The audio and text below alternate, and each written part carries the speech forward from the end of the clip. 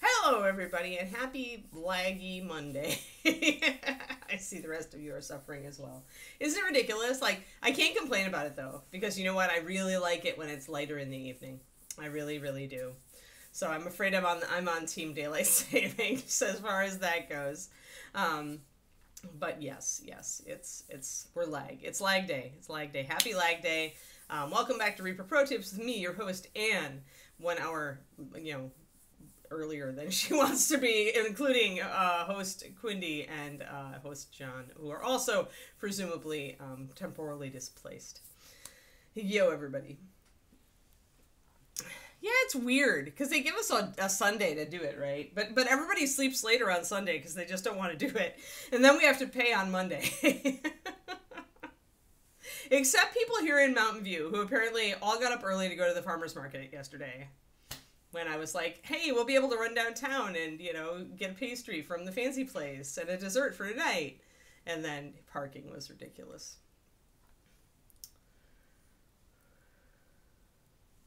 But then you'd have to fight against everybody who wants it or doesn't want it.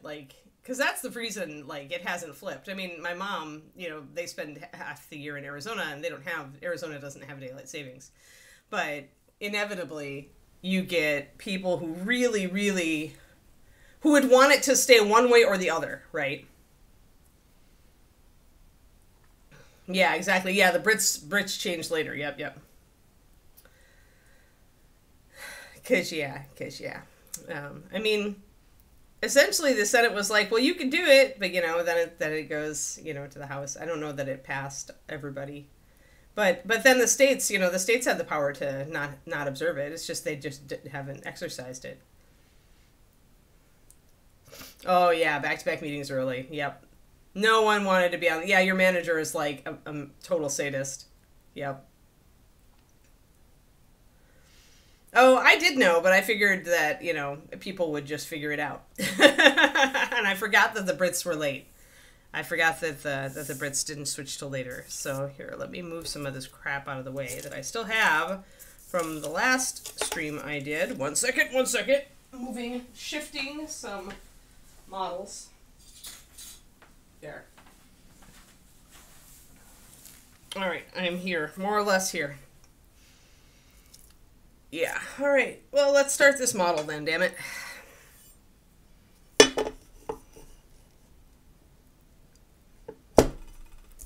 Hello, Elf Dude. Trying to think about Elf Dude and what identity I want Elf Dude to have. Elf Dude was voted purple by y'all, so now I have to figure out what purple I might want to do, or combo of purples. Might be fun to do a combo. Probably dark and light. So, okay, here's I'm not going to let you guys vote on the precise purple, but do you want him muted or do you want him more vibrant? While I clean the flash off of his arm. You're retired. Lucky you in our,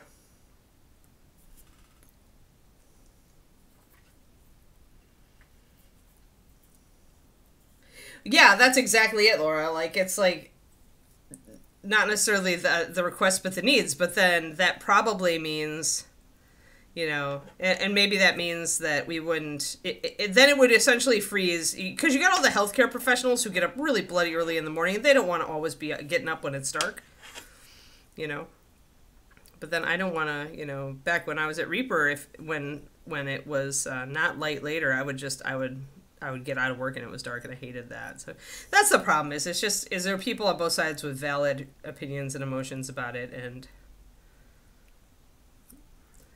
you need to just change it, and then people kind of just get used to it. But you get unpopular when you change it with half your population.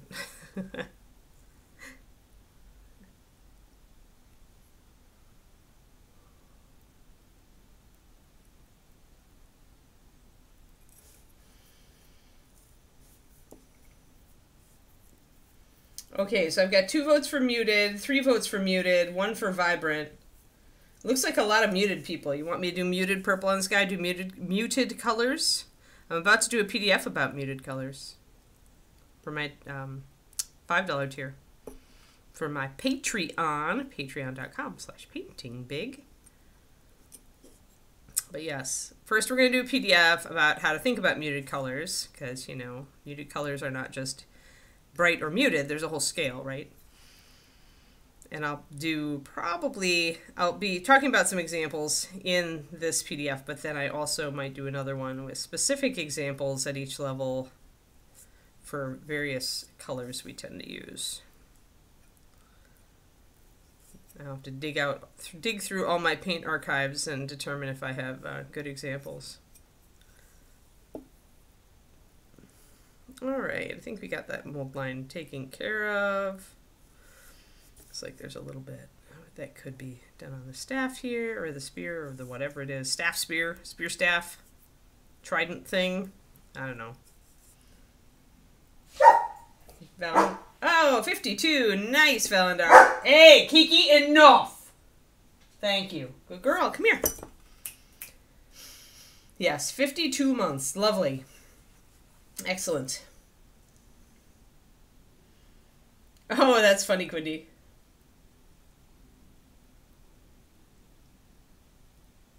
Oh, yeah, I hated that, too. I hated when I had to be at school, like, really early, and it was cold and dark and terrible.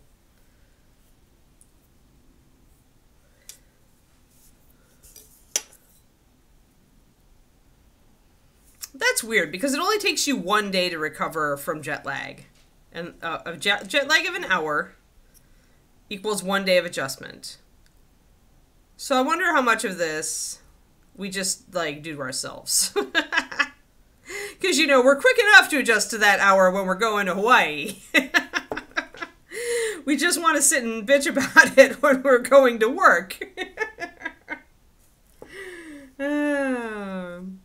Just saying, you know it might be true. There, I got a little bit. Sometimes you have to really kind of look at your model in a few different angles under consistent lighting to catch all the mold lines. All the little tiny mold lines of the world. So most people wanted a muted purple, is what I saw. Yeah, right in our...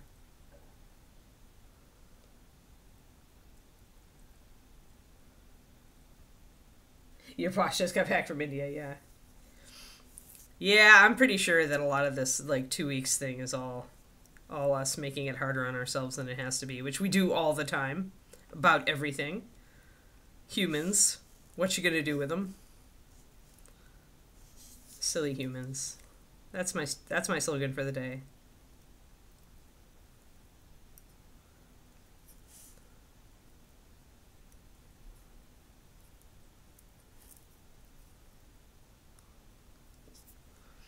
On the other side of things, like humans doing things and not suffering for them, I aerated the yard by hand yesterday. I got almost half of it done. I just didn't want to sacrifice my entire day to it. And half of the yard is pretty good. It's the half of the yard that the papa has totally ripped up that needed to be helped. So today I'm ready to put down my grass and clover seed and a tiny bit of fertilizer, not to kill the clover, and water the whole thing. And then I gotta fish out a pen and screen off the part that I really want to grow back, like, solidly, so that Papa can't trample all over it. Although since I aerated, a lot of the seeds will get raked down into those holes, ideally. So the Papa can't really trample them as effectively, but still. I'm gonna grab one of her pens, her puppy pens out of the garage and use that. I hate it when they get the little tiny little burrs of plastic on them and you just want to kill it. You're just like, rah!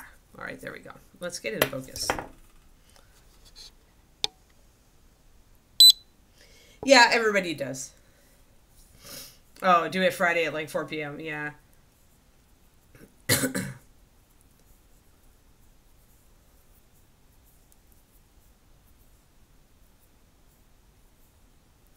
Yeah, I don't know, Laura. Maybe our temporal sense doesn't like it that we wake up. Like, maybe it is that.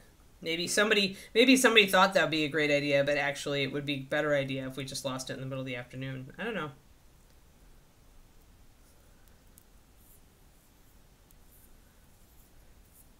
Kiki liked to dig when she was younger. We've mostly discouraged it. I just distracted her from it. Because I didn't want giant holes in the yard, because we have so little yard as it is. And the winters here are very rainy. So I knew it would just mean a mud pit. And I didn't want to deal with a long-haired dog in a mud pit. So yeah, I would always just distract her with a toy or a treat or something if she wanted to dig. Most of the problems we had were female dog pee making brown spots, and those brown spots just, you know, dying and then turning to mud. But, you know, once we were like, oh damn, she's going to kill our whole yard, then we started just hosing off the spots after she went. And that has helped. That has essentially meant that our yard is not, the rest of our yard did not die. But I'm putting in the grass that I'm overseeding with is rye, and it's a lot more resistant to the chemical balance, shall we say. Oh yeah, Crowley, for sure.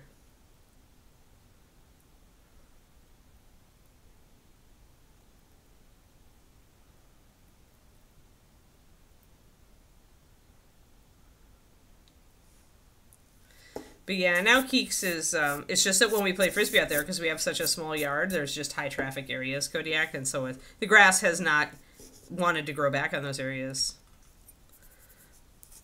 Alright, so I think we've got all the mold lines that I care to deal with. I have to think about what kind of muted purple I want to use. We could do this a couple of different ways. Do we want to use a color that exists, or do we want to mix it?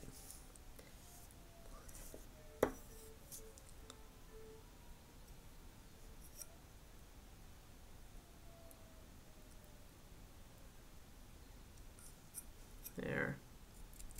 I think I've got that. Mold line across the hair is actually pretty easy because it's very small. Doesn't disrupt the hair very much.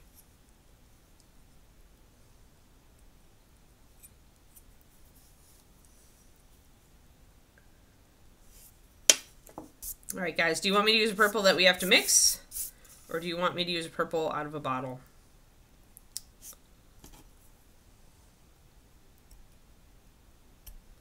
Wake up enough to answer my question. Because I'm not awake enough to make the decision myself. I mean, if you mix, then that means that when people come in and say, what are you using? I have to say, well, it's a mixture of. Instead of saying, well, it's this, right? Maybe I'll mix one and not mix the other. How about that? That actually sounds pretty cool. I could do that.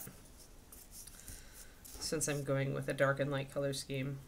Dark and light color schemes are very smart. You're talking kind of a little generally about them the other day when you've got parts of the model that overlap and different kinds of cloth overlapping. And you don't want to put a ton of different colors on the model and you're not all into neutrals, then you can instead go with a dark and light version of the color you're planning on using and do those things. And that's what we're going to do on this model.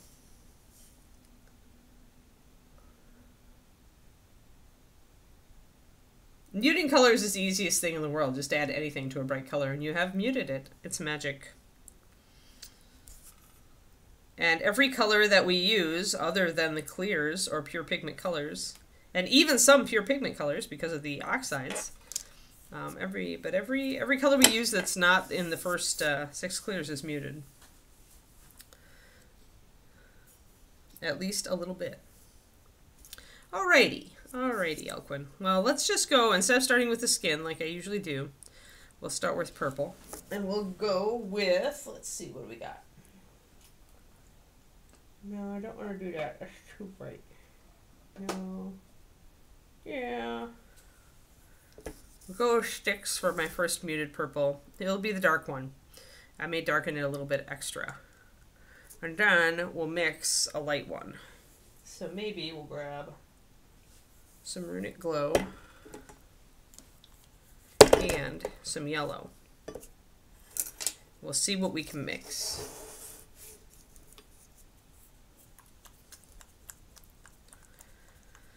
And by starting with one color and using it to mix the light, I am essentially kind of stacking the cards in my favor that the two colors will go together.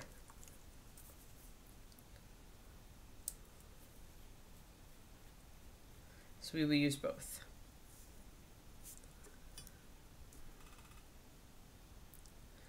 So we'll start with Sticks Purple. And I'll shade that with something. I'll probably shade it with some brown liner to bring down shadows in it. And then we're going to do 1 drop of Sticks. And we're going to just throw together some random crap and see what we get. So my usual strategy for highlighting purples is to mix some magenta and white in. You can also just go straight to Runic Glow.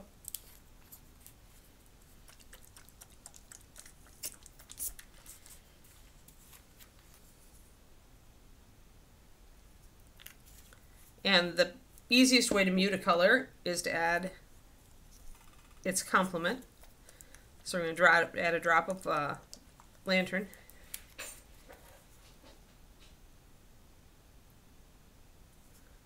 And then we're going to see what we have. Oh, and a drop of white. That's exactly how you mix colors. That's how every oil painter ever learned. Throw the colors together. Try not to add too many different things if you don't know what they do, because the whole point is to teach yourself what colors do when you mix them, specific colors. So this is going to really, really make us a muted purple. It's a very taupey purple. I think I want a little bit more purple in it. And then I'll put a little bit more white, because I want a little bit, the yellow makes it brown out. So I'll put a little bit more of this. Bring it a little back down toward the sticks. That's kind of pretty. Pretty bruisey purple. Soft purple. I think I am going to add that drop of brown liner right into my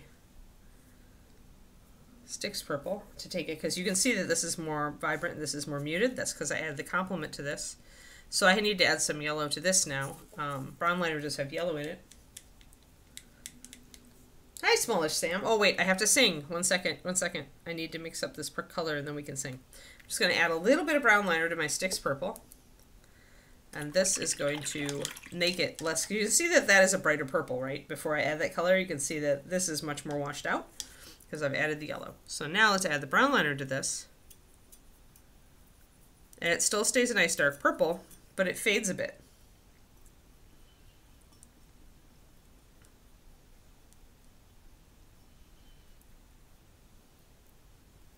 And now they look more like they go together, see?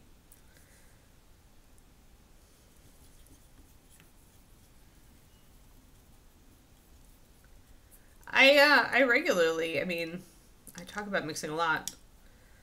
I can't, it's beyond the scope of a PDF to like do what I did back in the days when I first started doing the paint department, which was I took a bunch of thin paper plates and I mixed every pigment with every other pigment on those plates. I would choose a specific pigment, I would put dabs of it all around the plate, and then I would mix every other pigment into it. And then I would iterate on that with every pigment, so that I could see what exactly happened. And most of the time it was very predictable, and sometimes it was very unpredictable. But that is a huge process, and it's beyond well beyond the scale of a PDF. And it would also be, I'd be PDFing on that for ages, and I think people would get bored. But I mean, I do talk about mixing regularly. I have skin tones. I just did one on my favorite skin tone that talked about mixing particular yellow with a particular red and why they worked. So it's everywhere. I don't know that there's a $5 PDF that I don't talk about mixing at this point.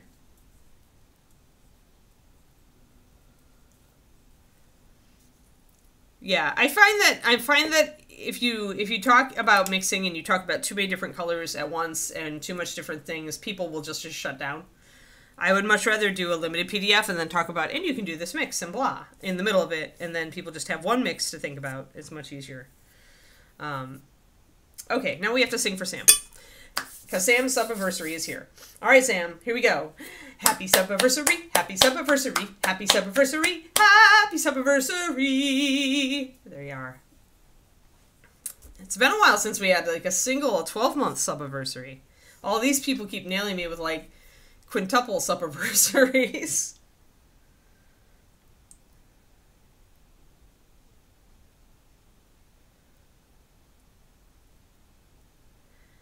Okay, when I paint yellow, Time Buster, I like using the pink thing.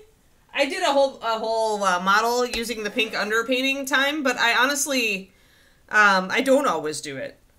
Like, the thing about doing the pink underpainting is that it automatically gives you the shadows and it covers well, right? So you can do that. But you can also just do, like, what we're going to be doing with our bee, which is just use an ochre color, a yellow ochre, yellow oxide, instead of a bright yellow. And then just that becomes your shadow, and then you just bring your brighter yellows up on top of it, and it should work fine. And if it doesn't, if you have trouble going over this yellow, all you have to do is paint a little bit of white underneath it. So that's the other thing. Instead of doing the pink underpainting, you can start with a darker yellow, more mustardy, which covers better, and then you can do a little bit of white underpainting underneath your bright yellows if you want to really bring them up bright. I've done both. So it just depends on the model. Like I did the pink undercoat on her, but that gave me very, very magenta undertones, which I actually kept because they looked cool. But it does, the problem with the pink is that it does give you that kind of magical, like, sunrise kind of look, right? The reason it never gets bright enough is that you've got to put white underneath it. So if you start with anything that's going to mute out your yellow, and you want a really bright yellow, because yellow is transparent, the best thing you can do is to paint just a little bit of white where you want your yellow to be at the brightest. And then paint the yellow over the top of that. So I use really thinned yellow so I can blend it. But like I did that actually on some of the spots on her where I wanted the yellow to come up really, really bright. I painted white first, and then I put the yellow over the top. White is the key. Whenever you've got, and the same with if you're doing lighting effects, underpaint your glow with white and then glaze your magenta or yellow or blue or whatever you're doing over the top of it. Yeah, but white is the key. Underpainting in white is the key to getting really bright, transparent colors. Yep, you bet. All right, back to Elquin. I suppose I need a block for him. I just realized I am blockless. I thought I had an extra block lying around here, but apparently, oh, I see. I put my, I put that many on it. Well, you know what? I need to liberate a block, so Mousie's coming off this block. Mouse Ghost is coming off of his block.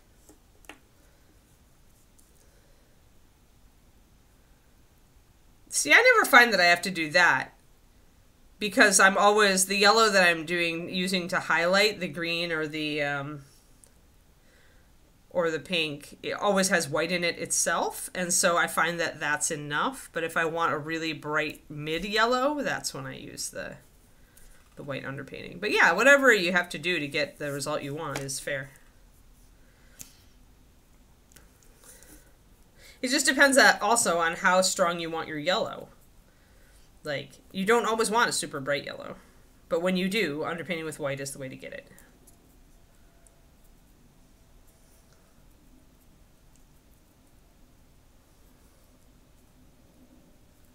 Yeah, green underpainting for yellow can be problematic, as we found out with my Lisette model. Unfortunately, I can't show her to you because she went to Ron last year.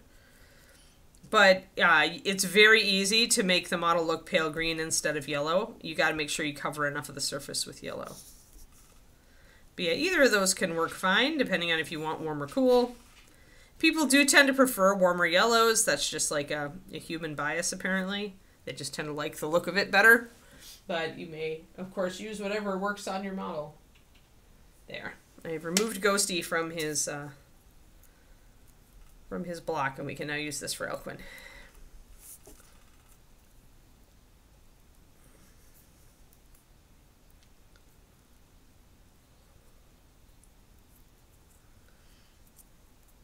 But yeah, I found that out when making paint line colors because I actually prefer the green yellow. And I hated the orange yellow. I've come around to it. Lantern yellow is a nice color now, and I use it. But in the beginning, I much preferred the more green yellows, the canary yellow and the clear yellow. Because I seldom painted oranges, so I was painting greens, and I always wanted that light, bright feeling green, spring green. But I found out that I was in the minority. Because paints that are warm yellows sell much, much better than paints that are cold yellows.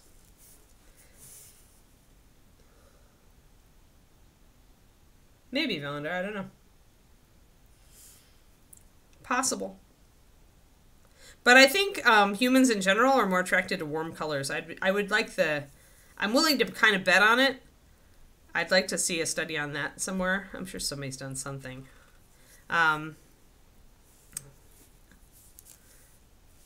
Because if I think about all the different colors, people tend to like warmer greens, warmer blues, warmer reds, and warmer yellows. And warmer browns. Like, we always go for the warm color. And it's what attracts our eye, right? The human eye is attracted to warm color. Cool color recedes for us. It falls back. It's not as prioritized by our eye. So, biologically, we're tuned to warm.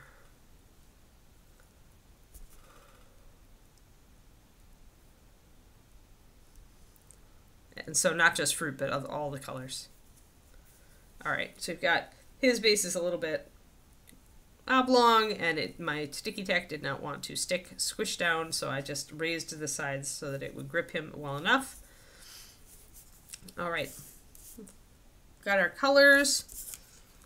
I put an extra water in them, so I'm going to mix it up. Hopefully I didn't put too much water in it. And I'll have to make a card for this.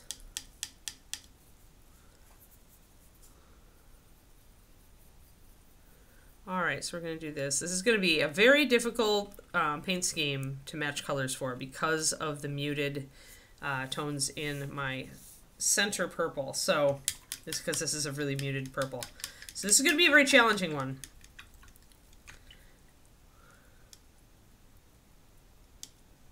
We'll have to figure it out. We'll probably be using a lot of high contrast as far as value. Because if we don't, we're really going to run into it.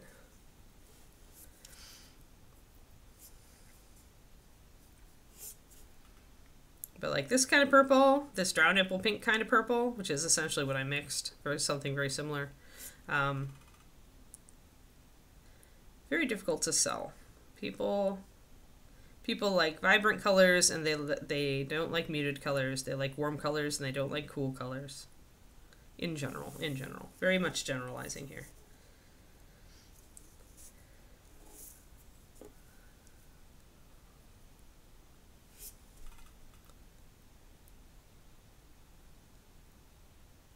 And I'm also violating my basic rule of when you do a mix, use only 2 colors plus white or plus black, depending. I used 3 colors in this plus white.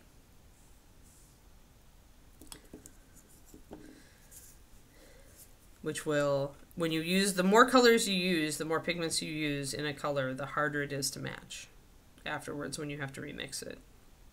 If you're just using 2 colors plus white, or just mixing a color with white or black or, you know, walnut or whatever, it's much easier to remix.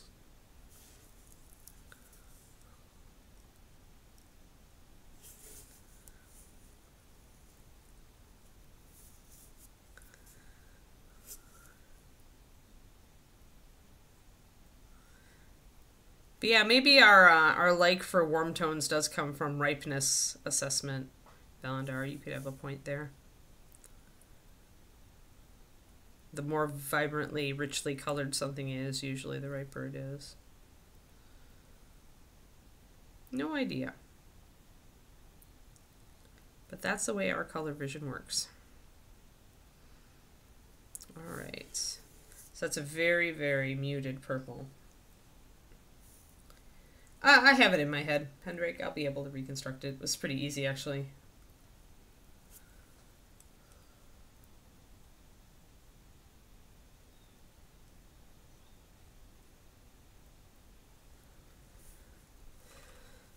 Yep, we were all complaining about when we logged on. Shadow, we're with you, in spirit. Let me get the inside of this here, although I'm going to shade it the further back it goes. Get the underside of his dagger here.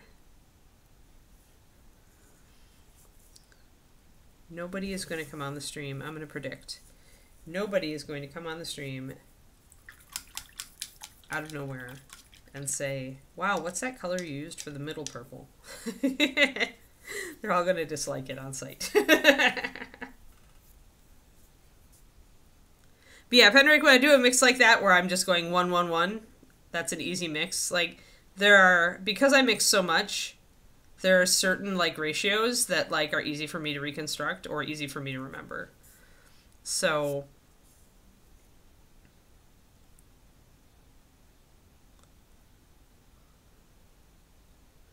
in this one, I did a 1, 1, 1, and then I had to add 1 extra drop of purple. So it's easy to recall.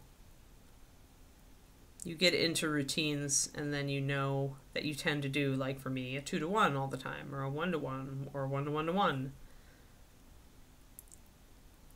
Makes it easier to reconstruct what you do if you have a standard way that you tend to mix.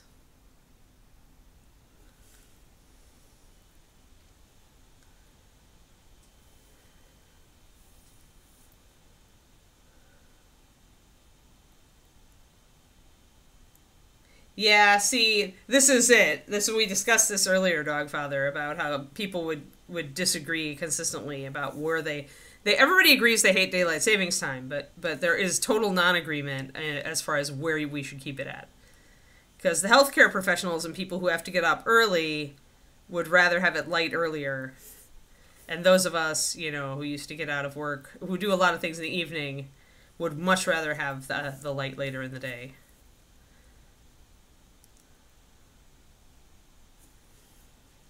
So you can see that this is still a bit vibrant for this. They're still fighting. Do you see what I mean? Now we're going to wait for this to dry before we make the call, because when it's wet, it's going to look more saturated. Keep that in mind. As it dries, it's going to dull down. And we're going to get a better idea of what we got. And that is when we might actually either A, adjust our color, B, glaze it to adjust it. It's much easier to adjust it physically at this point. It's much more like later in the process when you're like, oh, all right, I've already, I haven't had this color live on my palette for a while, so I'm going to just glaze.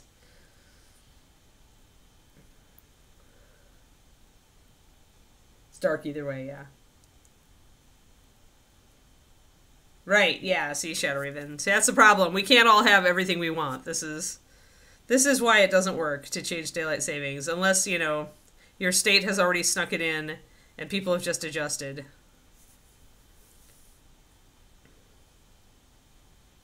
Like Arizona.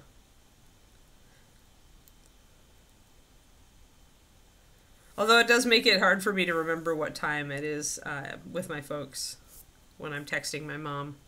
Because sometimes it's 2 hours different, and sometimes it's 1 hour different.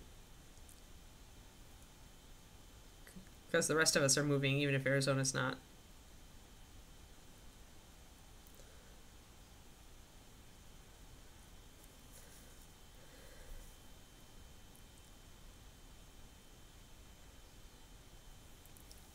But yeah, this is a good example of muted and vibrant colors clashing, because the Styx purple is still more saturated, or it looks more saturated. We'll see again as it dries, we'll see.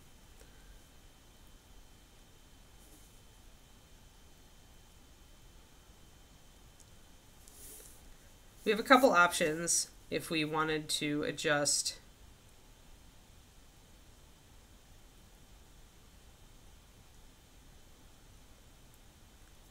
We also should really see how we're going to shade and highlight the sticks, because as we shade and highlight it, it's going to mute it out.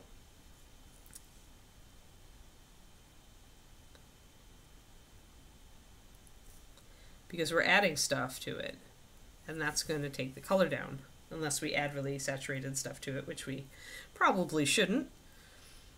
We could also highlight the sticks purple with this center panel, although I think I'm going to bring this way up. The other thing I could do with this center panel is I could actually bring it up to an off-white.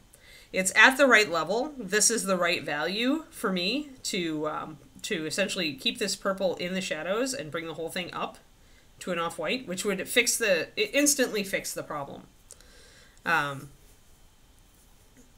Because then you're turning your problematic color into a neutral, and you're only keeping that desaturated color in the shadows where, you know, it's perfectly at home.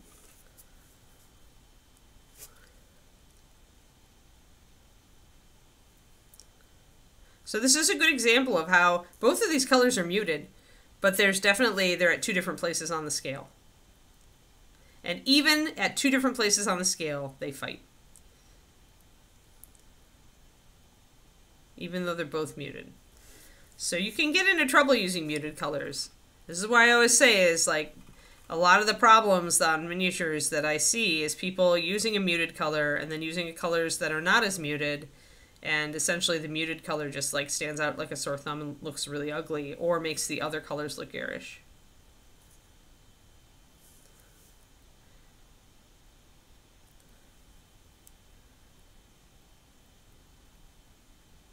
And most of the time, those painters perceive that, oh, this doesn't look good together, right? I had hoped it would look good together, but it doesn't. So it's not that you don't have the capability to see this and to use your gut for it. It's just that you don't know the hows and whys yet, so you're not sure why it's doing this. So this kind of sense that a color is or is not working together is absolutely something you can learn. And I think the hood is also going to be the dark. I'm going to make it drop down that.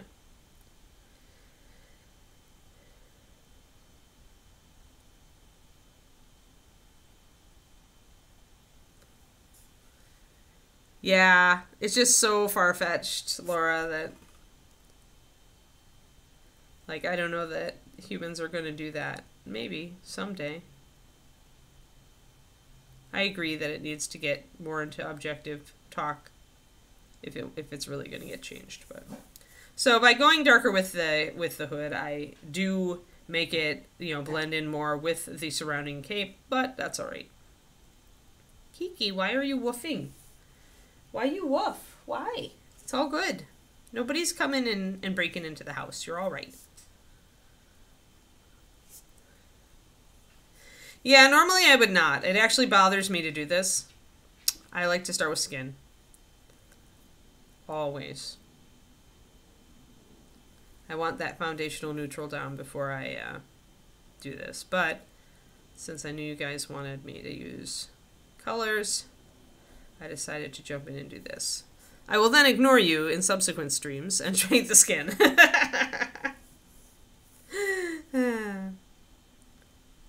Because skin is just where I start.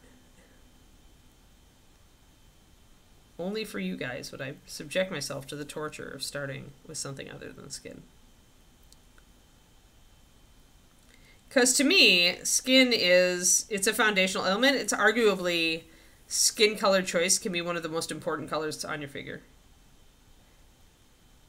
Because you are trying to draw attention to the model's expression, which makes the choice of the skin color of primary importance and how it goes with everything else. And I tend to like to make that call first and then work other colors around it if I make an unusual choice. Instead, what you're doing by doing the opposite is you are limiting your own skin color choices. Because you must now choose something that goes with this. That's called painting from the inside out.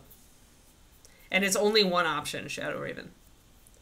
This is the primary other option, which is choose the color that's taking up the most space on the figure and start with that. So as it dries, it's not quite as bad as we originally thought it was. But what I think I'm going to do is I think I am going to lighten this color. I may not take it all the way up to white, but I will actually lighten this color a bit and see if it'll stop clashing.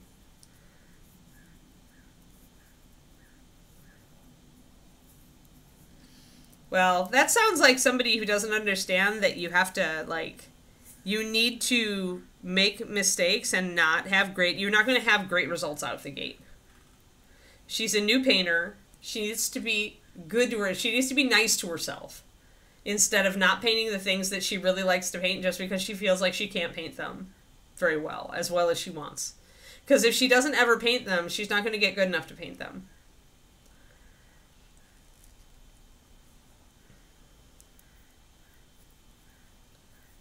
Yeah, if you are having brush control problems, starting from the inside out can help. Yep.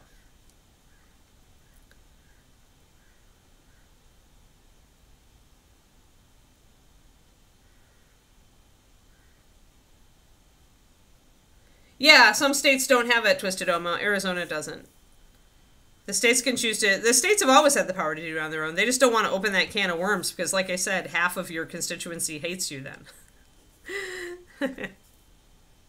The half that doesn't agree with where you decided to stop daylight savings.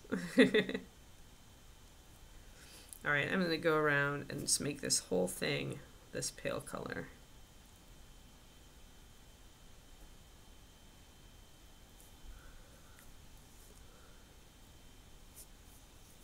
Oh, Daffodil.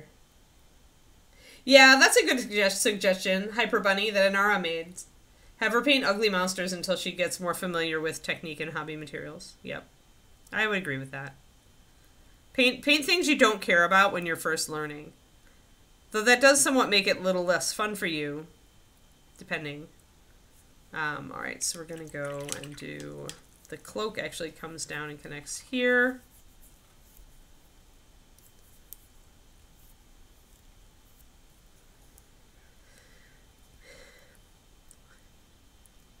Yeah, I wouldn't even do, like, multiple things. I would just choose one thing for them to work on.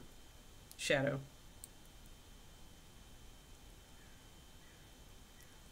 I would say there are several things you can learn to improve your work. Here's the one that I would do next.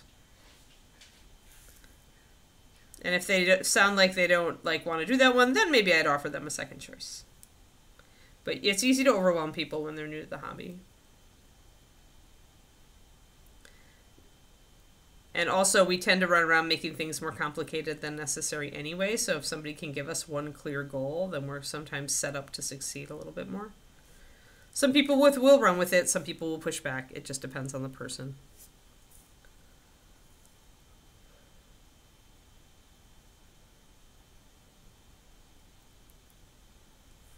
Yeah, I hope you told her how rare it was to, like, get a bronze at her first ReaperCon. Like, most people get certificates when they start out. So yeah, it just sounds like somebody, like, and I'm like that. I mean, I used to be a lot more like that. I was really super hard on myself. But does you no favors in the end. It can push you, but it can also scare you away from stuff. Like it sounds like, you know, she is noping out. And a lot of us have the kind of brain that is looking for the best path or the easy fix, right? Like a lot of us do. And so when we run into things that are like that are difficult, we're just like, well, I don't want to do that anymore, right? And we don't always realize it's our subconscious, like, speaking up, making us do that. Because our subconscious is like, oh, there's got to be an easier way to get great results. But with art and with anything like this that's a skill that you build manually, there really isn't. I mean, other than using contrast paints or doing... I mean, you could show her Hyper. Have you looked at my Fast Faces video? I just put it up public on YouTube. She doesn't even have to be a patron now. On my Painting Big YouTube. But I think that one just went public when I put up this new one. So it is how to use, like, a really moderate, like a really, just a little bit darker wash to give decent skin tone effects. Okay, good. Yeah. It still won't make it look amazing, but it's going to give her a good result out the gate, and it teaches her how to apply a wash, which is useful. I am mixing up some brown liner so I can do some shading and lining.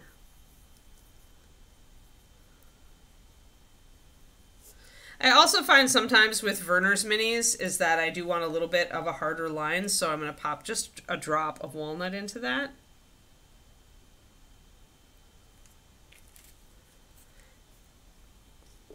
I don't put very much walnut in or I'll lose the ability to go translucent very quickly because walnut is so very high coverage.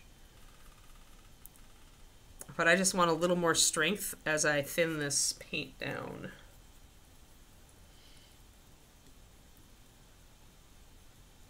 Yeah, if you've been painting for years, I would imagine you would get a bronze at least at your first ReaperCon. Yep. And I think I was talking about this in my stream this weekend. Pardon me, I'm going to put on my flannel. I'm feeling a little bit cold after sitting here. I knew that was going to happen. I was warm while I was standing up and moving around and making breakfast. And now I am chilly again. It's on that edge. It's supposed to get up to 70 here on Thursday and stay that over the whole weekend. I'm so happy. So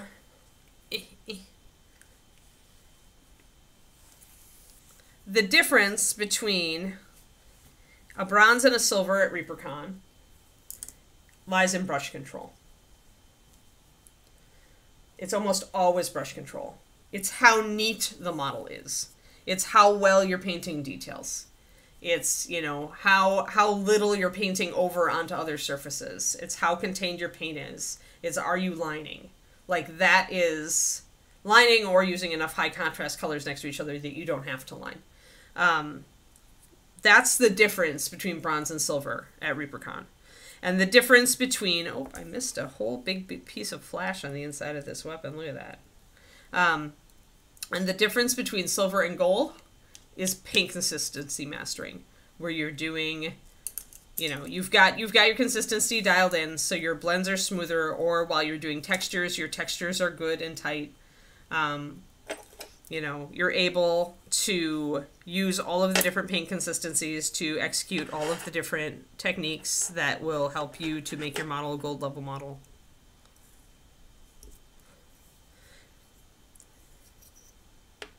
But in general, speaking very generally, those are, and they're both fundamental things, right? Those are both fundamentals.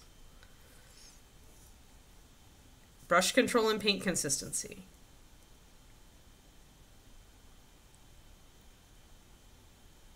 And when you have both of those, you can do anything.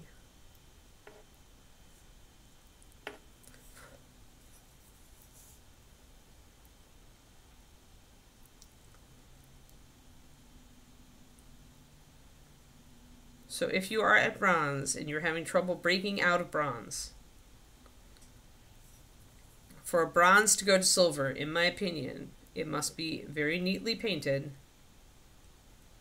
and you must have at least okay highlighting and shading.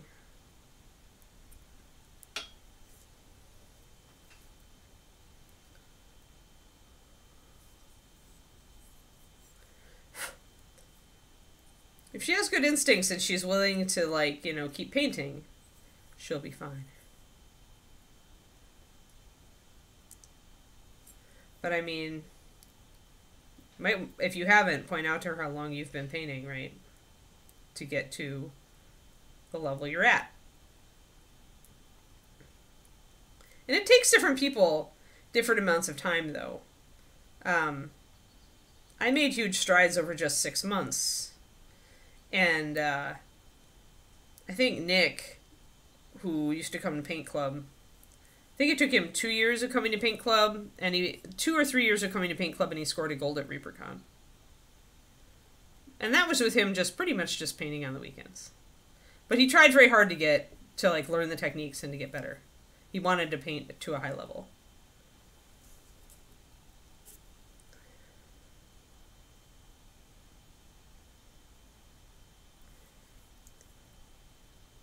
Yeah. Mold lines. Silly mold lines. Pardon me, I'm just cleaning up this weapon I'm very irritated at myself for missing that flash. All right, there we go. Much better. Okay, now let's see here. I want to darken in. I want to line. I want to take a look. So it's less clashy, but see how close these are. They actually are maybe only 2 steps away from each other. They're not actually as far away from each other as they looked. So on the value scale,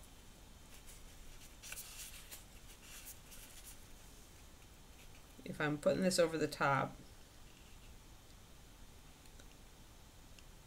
I think it's a 4. And I'm thinking this is like a 3. So it's actually very, very close. And that's part of why they're clashing. So I'm going to add another drop of white to my purple. Yeah, it was Paint Club.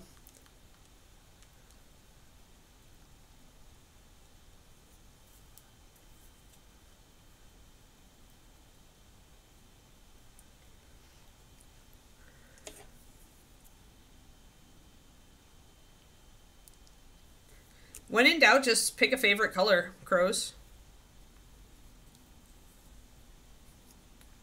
Like, don't let the paralysis like get to you. It's better to have a imperfect finished model than a non-existent model. So I'm going to lighten this quite significantly with 1 drop of pure white, which is going to load more pigment into it. You can see the difference between on the edge there and this. And we're going to put that on a coat of this.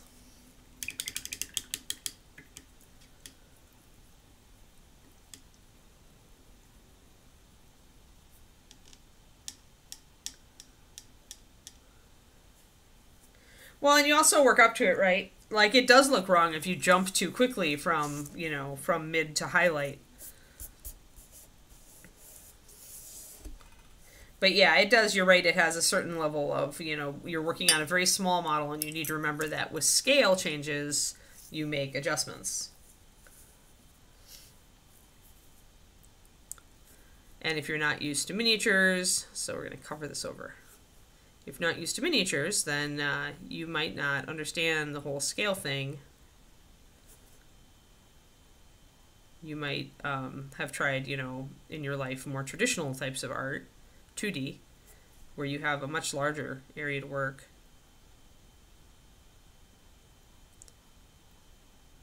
And you don't have to do all these little tricksy things with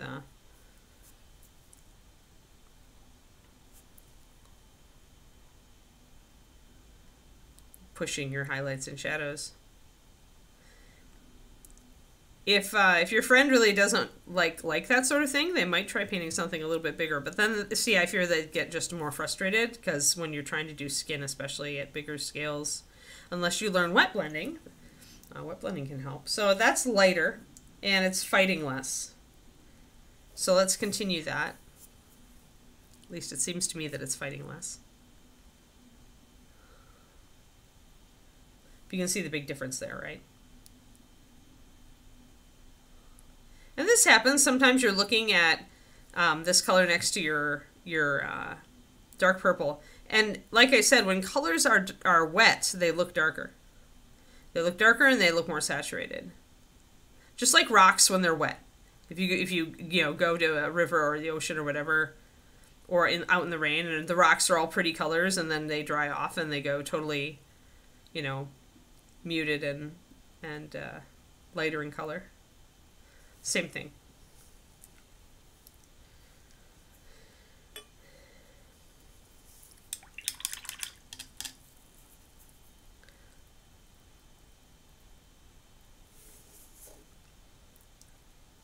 All right, so that's fighting less. I still feel like I'm gonna have my work cut out for me a little bit. But we'll see. I'll actually do a little bit of a highlight on this purple, dark purple. I just want to do the highlight right next to that and see how it looks. And when you're doing this sort of thing, when you're messing with muted colors, this is the sort of stuff you run into, where you have to kind of test stuff, because you want to find out if it's going to work. You want to nail something that's going to work early in the process, right? So one thing I'm going to do is add some white to my Sticks Purple Brown Liner mix and see what kind of color I come up with.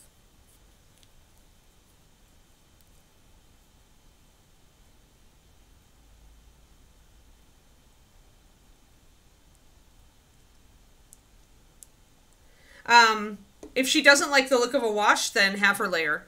Teach her layering. Tell her, you know what? Let's teach you a more advanced technique. So now we're going to get some definite... This is what we get into. So that's the Sticks Purple with white in it, right? And it's very far off of this. And what the difference between the two is the yellow. And you can see it. You can see the yellow at this point in the mix. So I'm debating what I want to do here. Because the easy answer is to highlight the cape with this muted color. That's the easy answer. Mix a little bit more, like take this color, mix some sticks into it, and use that as your highlight. And you're probably going to be just fine with that. But I want to play around a little bit, so we'll see.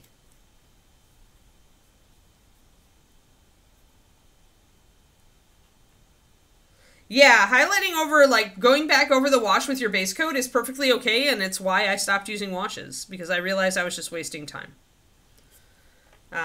That's why I say maybe she should just try layering, and that she will have to shade. I'm going to brighten this up a little bit. And actually, I'm going to mix it. I think I may be forced to use the same color to highlight and shade. So as we add that yellow in, you can totally see it coming into that area.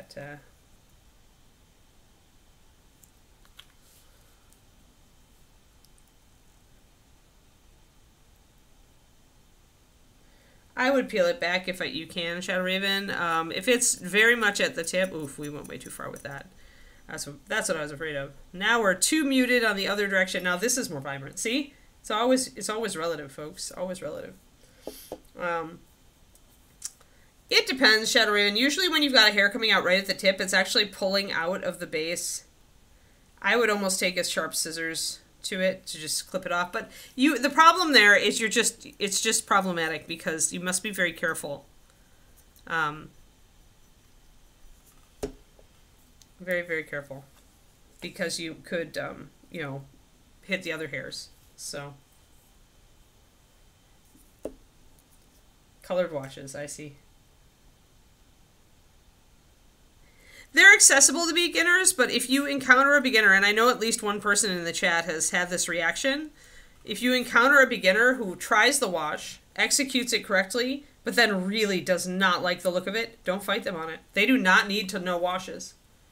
It is a fundamental, but if they executed it and they understand it, they no longer need to use it. I'm just mixing the same color now so I can play around with this one. Okay, we're going to drop one more big drop of purple in there. Now that I've got it.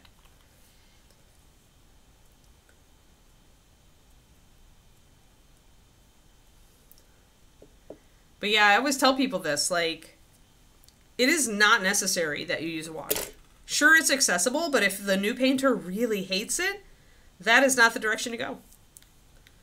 Say, all right, I'm going to teach you an advanced technique because Anne said that I should teach you an advanced technique if you didn't like washes. So we still have to shade, but you can be subtle about it, and then we'll highlight. Because that's another thing. It's like, if she just shades a little, and then she just highlights to get her contrast, that's perfectly okay. Or if she starts with a medium to dark color, and she lines, she doesn't have to shade at all, hypothetically. So, like, we get in these zones where we're like, this is the way to do it, right? But in reality, that's not true. Yes, she'll have to figure out, like, contrast eventually, but especially if you've got somebody you're teaching who's pretty strong-willed and knows what they want and what they like and don't like, fighting that person on it isn't the way to go, right? It's more like, okay, if you don't like washes, let's teach you a more advanced technique and see if you like this better. So if somebody doesn't like to shade and they don't like washes, lining is the next one. And it'll help her build brush control as well. If she already has good brush control, she may find lining pretty rewarding.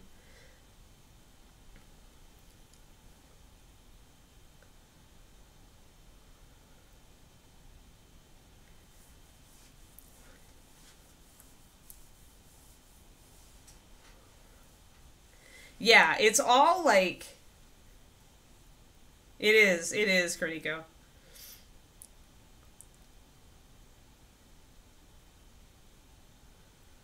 Oh, I'm sure that Hyper isn't saying this is the way to do something. I just wanted to say, like, there are people you will come to, like, this person sounds like they know what they like, they know what they don't like, they're very hard on themselves, they probably, you know, they want to do a good job, and they have a very specific idea of what a good job to them looks like.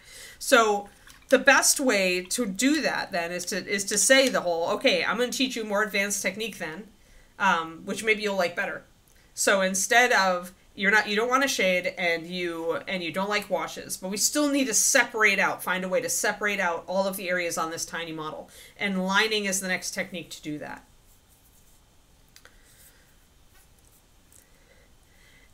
And you know, if they don't like that, you can teach them how to paint in shadows. And if they don't want to do that, just let them go. Let them practice. Like, but when they don't like their result, maybe show them one of your models that's got areas that are like similar. Like, okay, I don't like the skin tone on this mermaid. Say you've got a skin tone on a dancing girl.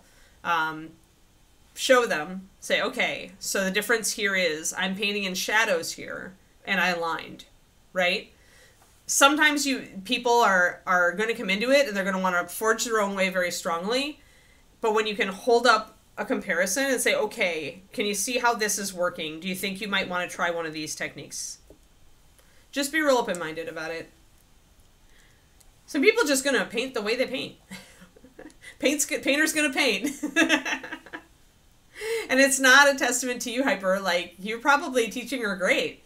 But sometimes we just run into a student that has their own mind. And I mean, I was like that a lot when I was learning. So sometimes they have to explore it if they're going to do it. But then again, sometimes they're going to get in trouble because they're going to need, they're going to hate it, right? And then it's going to be like, well, I can give you a tool, but you must learn to use it, right? Lining I like because if they have the brush control, it gives you like an easy win, right? You get that super abbreviated minimalistic shading. You get to separate all the pieces of the model, and then you can just do whatever you want. As long as you highlight a little, everything's going to look great. I always told people that if they put a nice base coat on the model, they lined it, and maybe did one highlight, they'd end up with a great looking model. And it's true. Like, as long as the lining is nice and it neatens up everything, it can look great.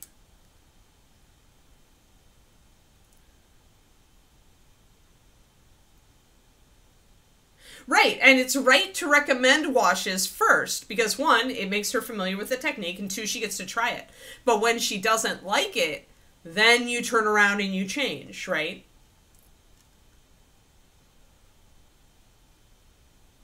Shadows seem unnatural.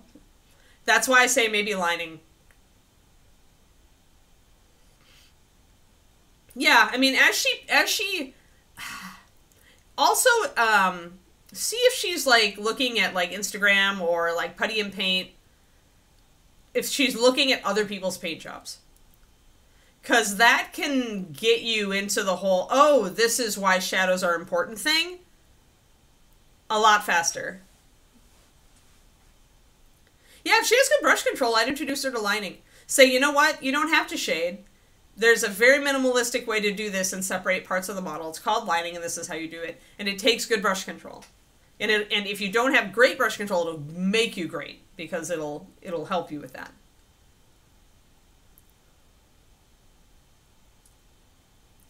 NMM would take a while, Roger. Best thing you can do with NMM is look at real metal in the wild as well. But yeah, whenever you're teaching anybody, I mean, it's important to be responsive to the student too. Yes, we tend to teach things in a particular order. But you know what? If she was in Europe, they probably wouldn't have taught her washes. They probably would have gone straight into like something like shaded base coat or zenith.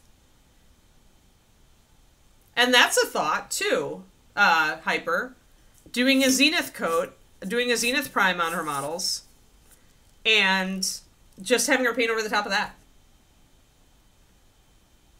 If she uses really thick paint, it won't matter. But if she is thinning it all, it should give her a very subtle shadow and highlight.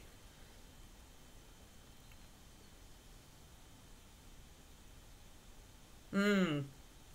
I see. So she's the opposite of a headstrong one. Although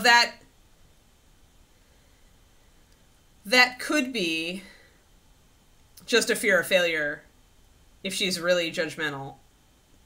Because sometimes those people are actually confident, but they're afraid it won't look good. And that's a big fear.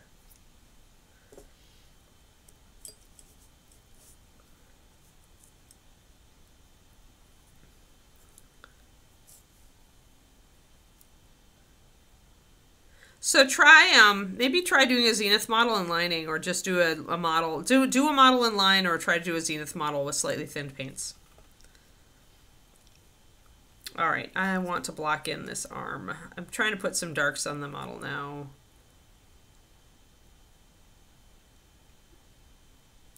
Still wrestling with colors. A little of this looks, you notice how it looks better now? Since I lightened the middle part? Oh, the dip. Yeah, yeah.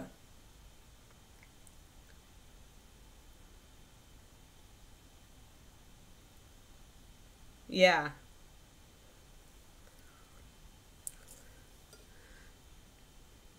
Yeah, zenith can be a revelation for people who like don't understand where to put shadows, or what they or aren't confident about placing them, or they don't like the look of them.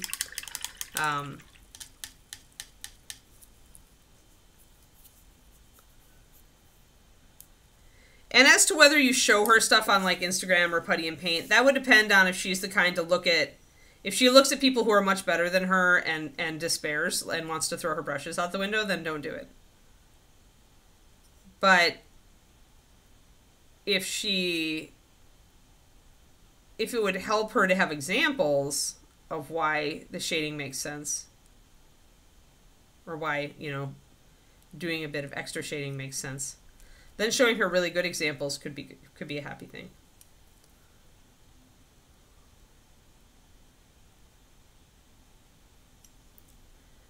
And I mean, emphasizing the journey is a good idea too. It's like, none of us gets really good overnight. I'm still improving, and I've been doing this for 30 years.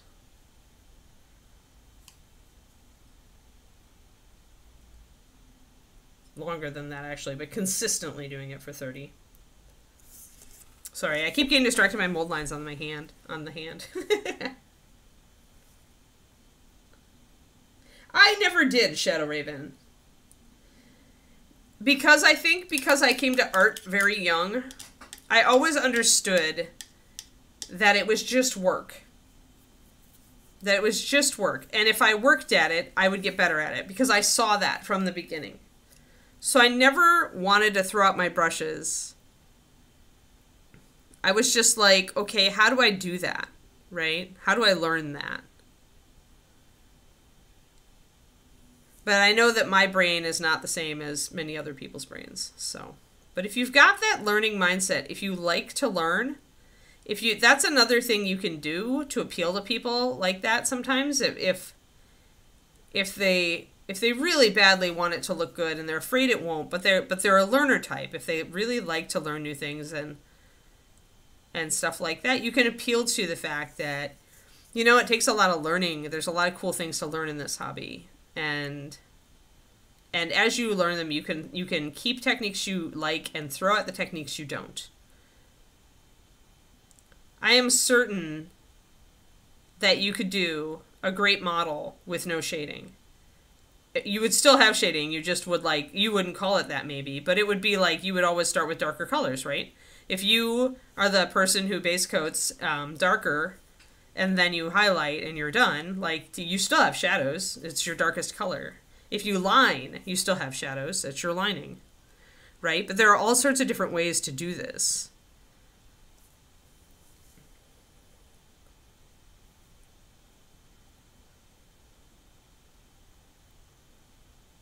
Oh, yeah, that's a bummer, Hyper Bunny. Oh, yeah.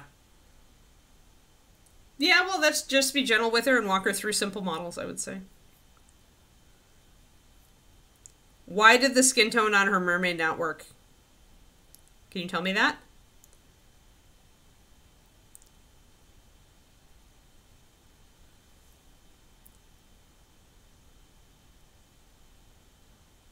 Why didn't she like it?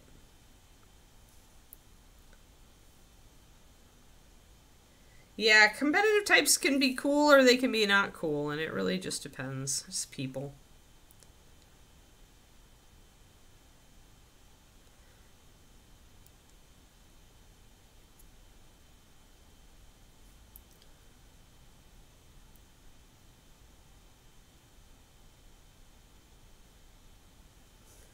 Well, you know, he's right to fear. Women are good at this.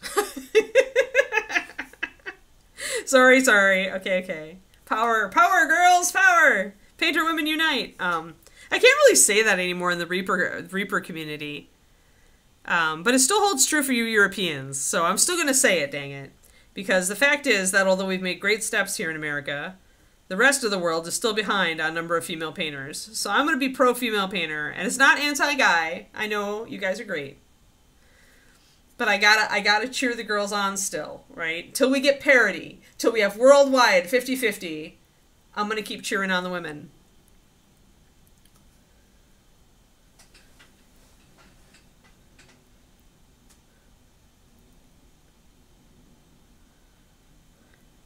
Yeah, I want equal number of, or as close as we can get. Equal number of men and women. The coolest thing, I thought, at CrossFit Open this weekend was that we actually had more women signed up to do the Open than we did guys at my CrossFit gym. I wonder how many other gyms could say that. Not very many, I would think.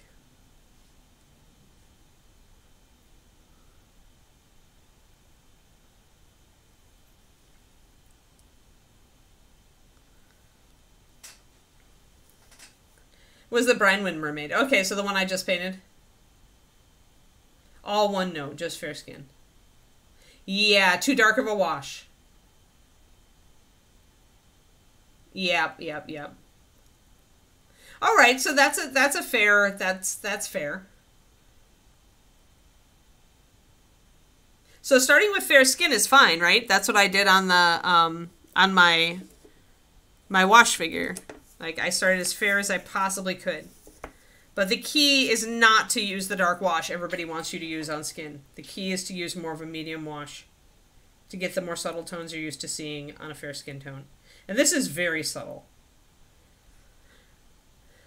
But it gives you the fair skin tone, and it does enough to pick out the muscles.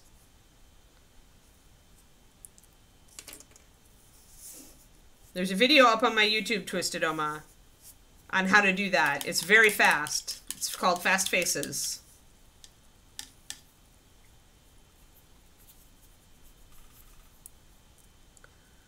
And I talk about, color wheel wise, how dark your wash should be. I could have gone a little bit darker with that wash, to be fair. So I'm going to start putting some lining in here to start bringing out everything, and also to put in some darker shadows so that I can get a reference point for darks on the model.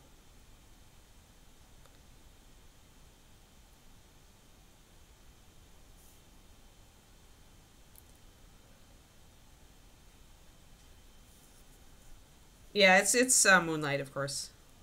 It's one of the Wood Elves. David and I bought the Wood Elf pack at ReaperCon. So I decided to use her for my fast faces. Next video, which hopefully will get done this this month, will be how to do the intermediate techniques on the face, on that face. So I'll paint over what I've got.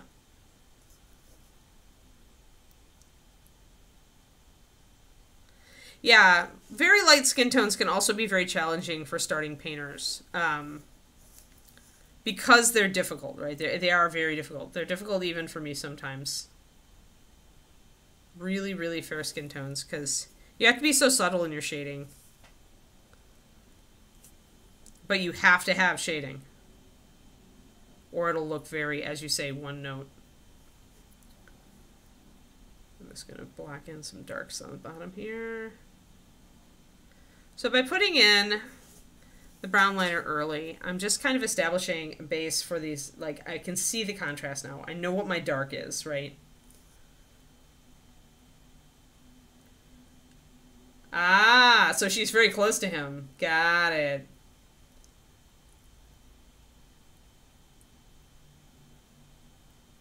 Oh, nice, Shadow Raven. Congrats on the printer.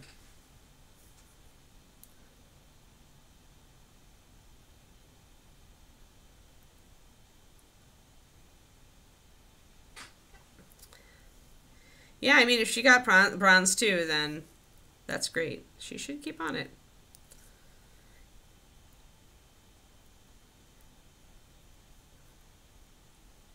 But yeah, I try to figure out, like, the best way to encourage her. As far as, you know, maybe it's just, oh no, you're fine, you know? Oh, don't worry, we all make that mistake, you know? Or if she's just not open to that, it can be hard to figure out how to encourage people. So I'm blocking in with my brown liner back here. A little bit of shading. Gonna keep that purple. Gonna darken down that purple just a little bit. And she's, yeah. Yeah, she'll be fine. If she stays with the hobby, and it's also if she doesn't, like if she decides she doesn't want to stay with the hobby, then it's not your fault. It's always up to our own persons whether we want to keep going, right? Although, I worry a little if her husband is very competitive, if she starts getting very good.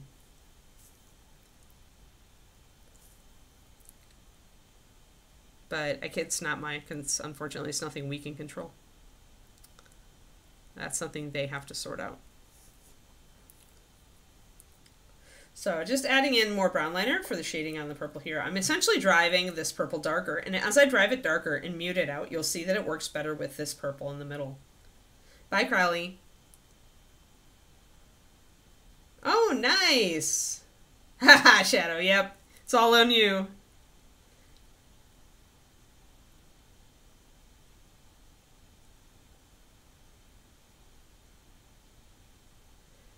$50 for the hamster. 50-month hamster. Nice round number. Nice round number. Thanks, Crowley.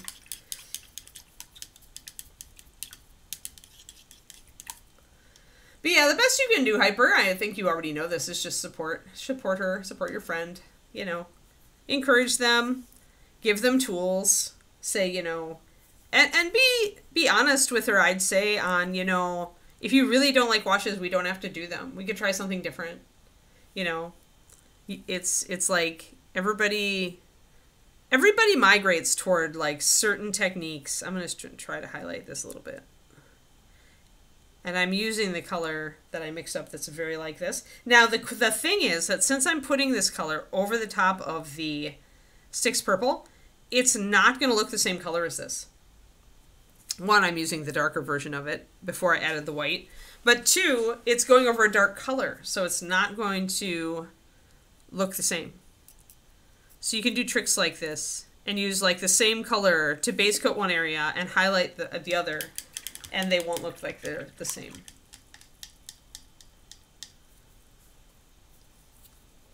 Yeah, for sure, Hyper. Although it sounds, you know, she may surprise you. If she wanted to paint, if she was curious to paint before because her husband did it, and if she starts to get good at it, people who are hard on themselves, when they start to get good at something, sometimes that can be like the fire. That can light the fire. Because then it's a confidence builder, right? But yeah, I just hope she'll stay with it. But if she doesn't, she doesn't. Everybody comes to the hobby on any hobby on their own terms.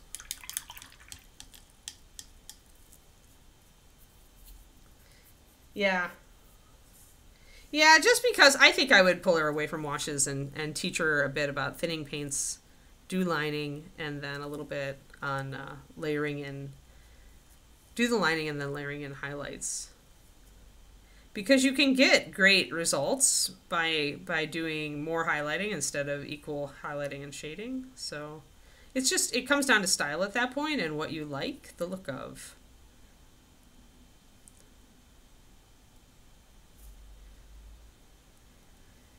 But yeah, I do feel that they have a bit better attitude about, or not better, but a different attitude in Europe that is more art-centric and doesn't do the whole gaming painting thing we do.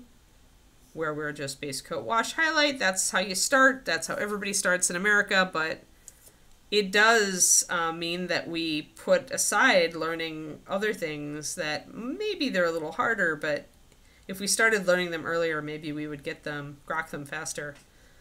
Stuff like directed light, you know, using the zenith highlighting.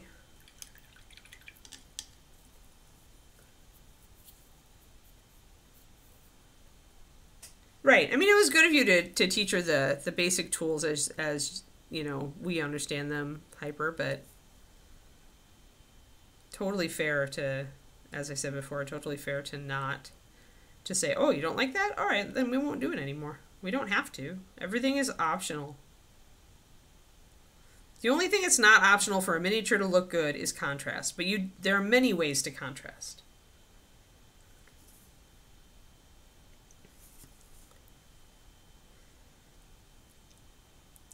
And honestly, if you taught her a way that looked a lot different than her husband's work, that might be good, because then it would be a totally different thing, right?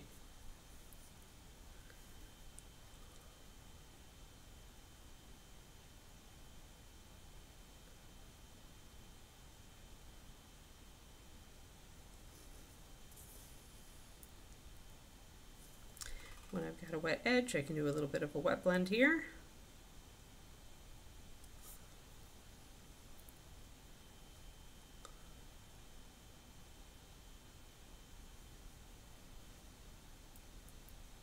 So just getting that down a bit, getting a little bit of a highlight in there to see how it looks.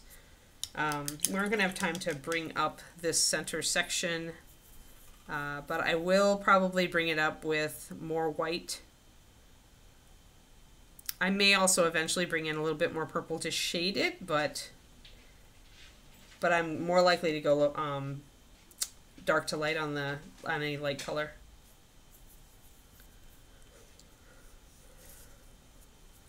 But yeah, so this is a challenge. We're going to have to, actually I'll grab my card. It's about time to fill out my color card for this model.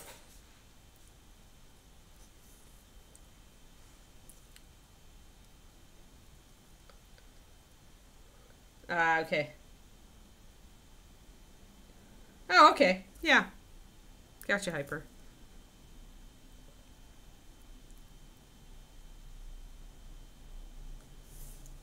Yeah, I mean, a lot of, I think there's a lot of GW people like that do that transition. Cool. Well, I wish them the best. I hope that their hobby journey.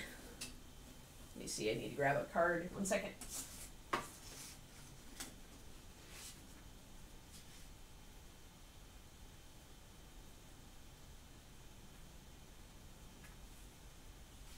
Need to get some new cards is what I need.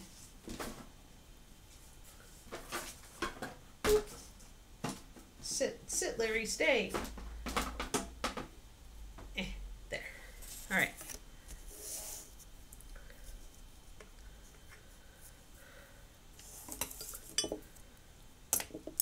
Okie dokie. Let's do some swatches. So. And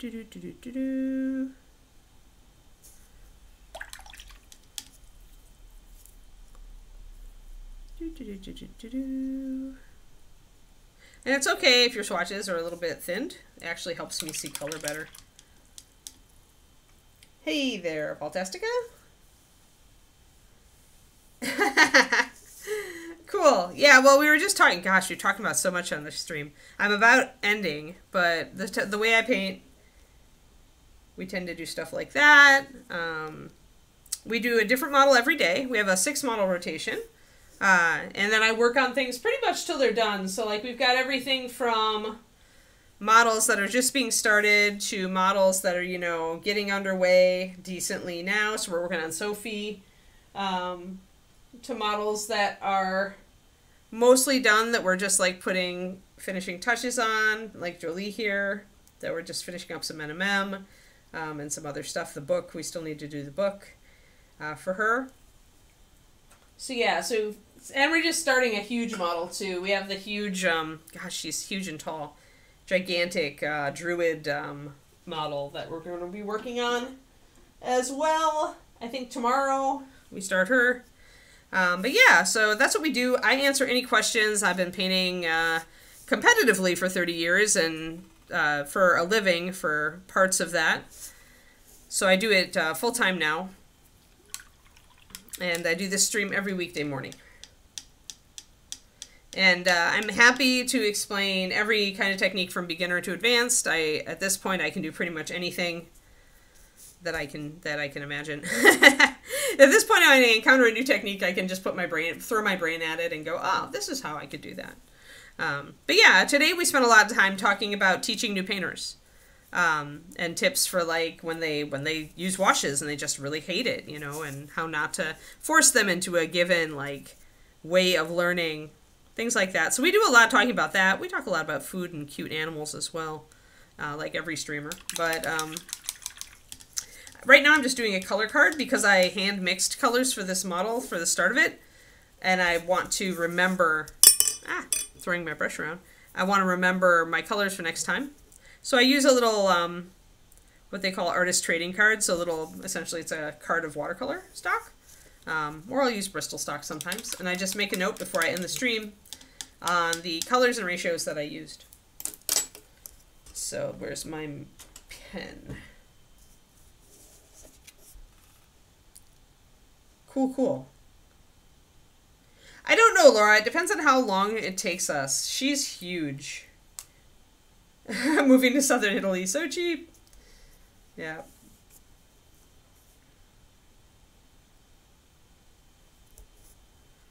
Neat. All right, so this is 4:1 brown liner and walnut. That's for the lining and shading.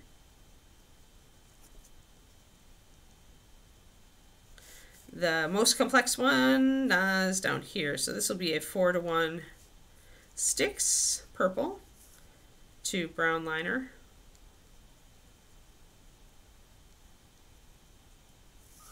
And then this one is the weird one. So this is 1, or actually it's 2 to 1 to 1 to 1. Ha ha ha ha.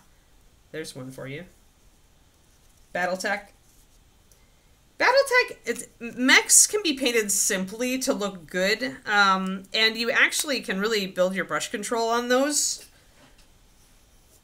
Fantastica, if you line the panel lines, if you actually try to draw the really thin lines, it's a pain in the butt, and you'll think it looks terrible at first, but it can be a great way to build your brush control, and after that, doing like fine details like buckles is so easy. I once totally abused a painter in my care who was helping me by making him line 3 battle max, I think. And by the end of it, he thoroughly cussed me out, but he also could do tiny mosaic floors.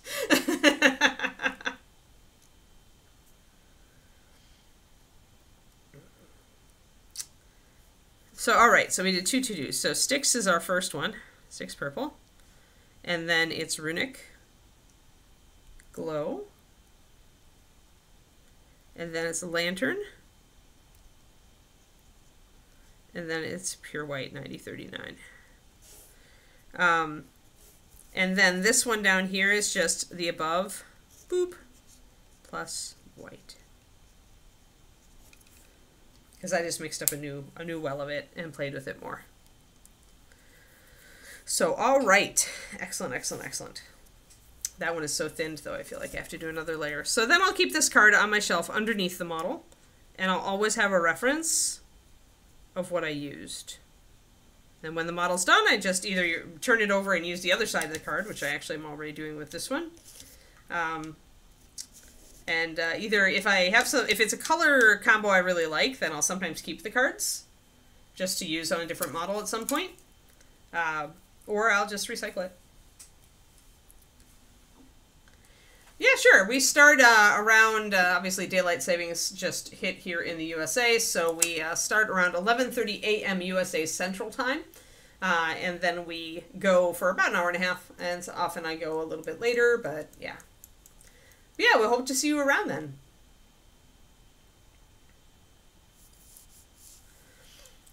But yeah, mechs are, the biggest thing with mechs is just like thinning your paint a bit to get a smooth base coat. Actually, if you want, Fantastica, I have a YouTube. It's YouTube at Painting Big, all one word.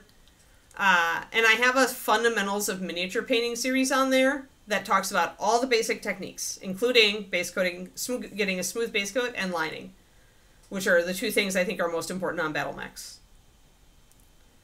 So you might want to go over and give it a watch. I'm sure that if you've already been watching Mike Mullins, you've already got a good grounding, but if you want, they're free. So, and I just started doing a couple more different series. We'll be doing concepts of mini painting, and I just did the first color theory for that. It's not up yet, but it'll have a bunch of stuff. Yes, thank you, everybody. Yeah, I try to be really step by step, and I try to really break it down on paint consistency. I have a really info explainy heavy style, so I don't just do it. I actually explain. I try to explain every step of what I'm doing as I do it. The YouTube is really, I'm trying to break it down and tell you why you're doing stuff, why you thin your paint to this point, why you use this brush. So if you enjoy that kind of learning thing that tells you the why, then yeah, check out my YouTube. All right, everybody, Kiki wants her walk, I'm sure, although she's currently napping. So I'm going to go and do that. I hope you all have a lovely day. I'm going to work on my $5 PDF today. Thanks, Laura.